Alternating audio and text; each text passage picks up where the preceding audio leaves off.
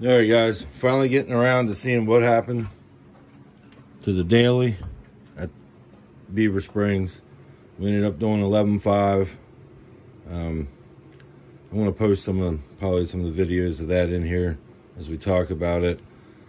If you guys remember, on that last pull, it made one hell of a pop. Here, we'll put that in there right now so you can refresh it.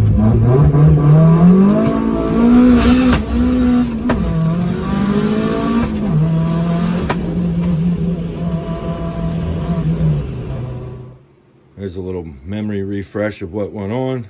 And now we're going to try to see if we hurt the motor or if the ECU is the issue. I'm thinking ECU. Number one plug we just pulled, and look how rich that thing is. I mean, that thing is crazy rich. No good at all. And I wiped a little bit here. You can see how much is on there. That's not good. So I'm thinking put number one there so we know where it's at, but I'm thinking our compression's probably good. Thinking we have an ejector driver fail again in the MS1. We had it happen in the Mistress when it ran that same MS1, but we had it all fail in every cylinder. This one still runs but misfires. So I'm thinking that we only maybe got 2 of the cylinders. So we're gonna dig into this a little bit and let's see what the compression says. Oh, another thing is, don't get too worried about this thing, okay? This 1.8 should probably be around 200 to 210. 2.0s are like 212.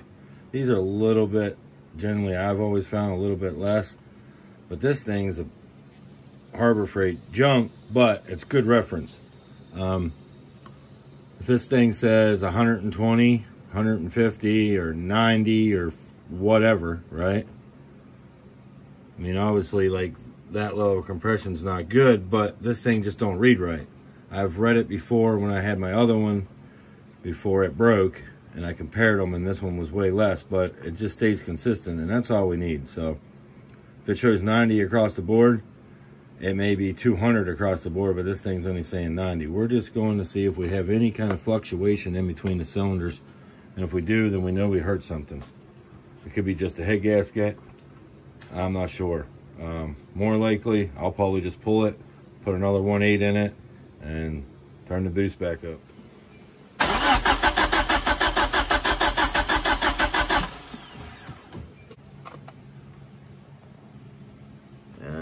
Probably around 100.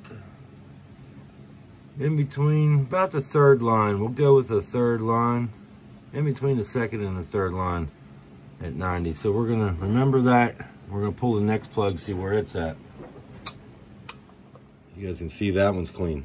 So number 2 is not an issue. I bet you, let's just go ahead and pull 4 on camera here, and we'll see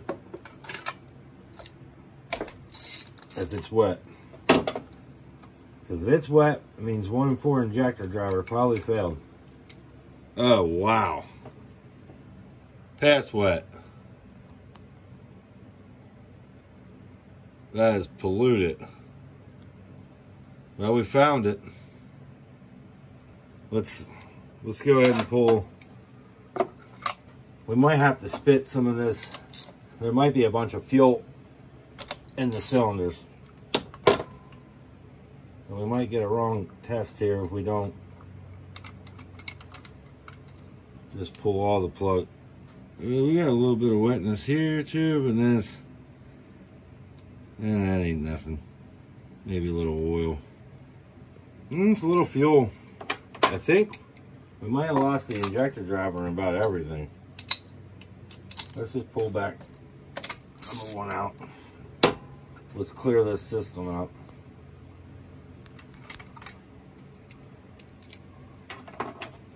We'll have her stand back because there might be fuel fly out when we do this. If there is fuel flying out, now we have everything unplugged, so there's no ignition, there's no fuel. So there is fuel flying out, more likely we found our problem, but that's not saying that we don't have a dead cylinder and all the fuel is just flowing in there.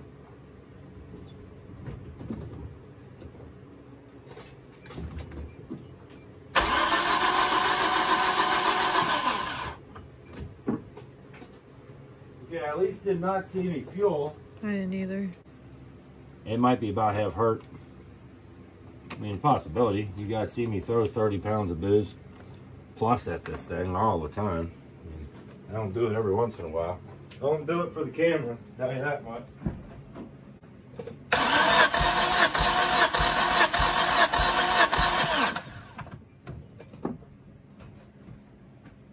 We got,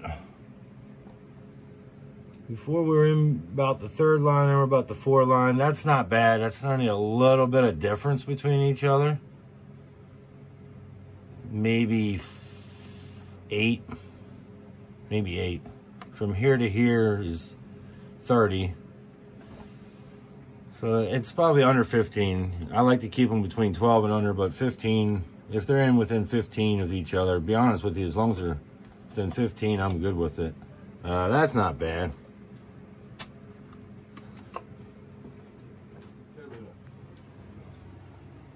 What's up, Luna? Alright guys, we'll see what this compression is now. On number 3, I think. Yeah.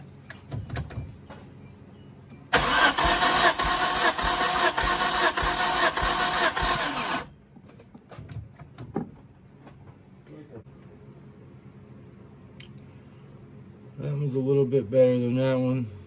We're still only, I say it's about in between, so it's only, still within each other. That's still not bad. You just want to keep your numbers close. Who cares what everything else says? Chinese junk.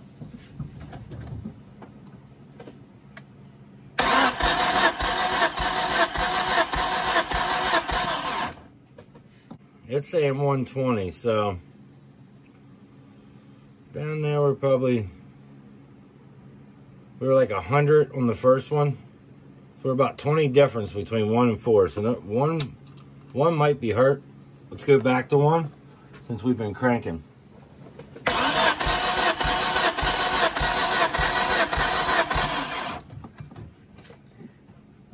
Now it's reading better. Yeah, I thought we might get a little bit better reading, guys, because when you, I can't start the motor. You should really start the motor, then your rings get better. Your rings usually don't seat themselves very well. So right there, we're on the 2 lines below the 120. So I mean, we're gonna go back to this one, number 2. All right, we're going to try number 2 again. We're just going back through.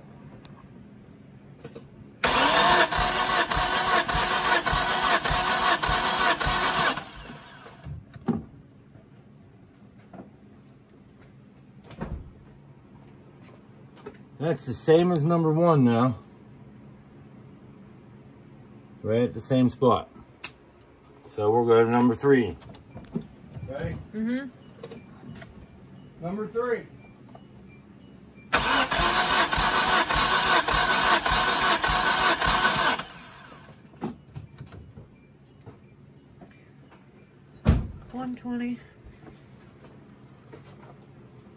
Yeah, about 119. It's the 1 down below it. So the other 2 were 2 below it, and this is 1 below. I mean, that's really close. So if this one's 120 again, which I'm going to say number 4 is probably going to go maybe a little bit lower, guys.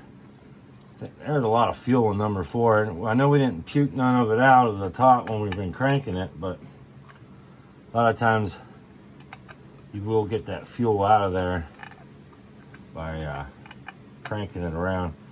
And since we couldn't start it warm, you know, you can't, your rings don't really seat, so doing it a few little cranking times, it kind of seats the rings a little bit and it ups the pressure a little, gives you a little bit more accurate reading. Well, I always go back through. I do 2 passes through.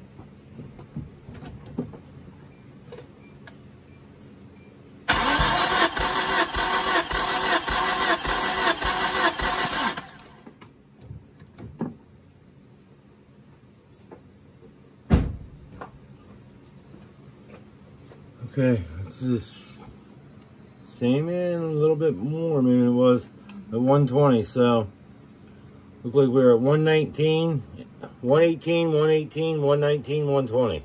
So we can take that out of the picture. The motor is not hurt. This motor's good. I figured it was good. In this video, again, listen to the sounds this motor went through and detonation of the fuel, not being able to detonate the fuel.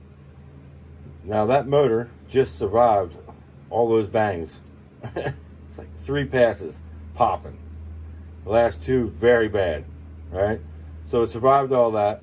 We actually had a fuel leak up here. I don't even think I showed that. You can actually might even be able to still see the discoloration back there. It discolorated this back in here. It was leaking right here. We were at the starting line. We still ran 11.6. Just pouring out. They tried to stop us, but I still sent it. I just figured that it was probably leaking a little bit of oil, because you guys remember I fixed all these oil leaks.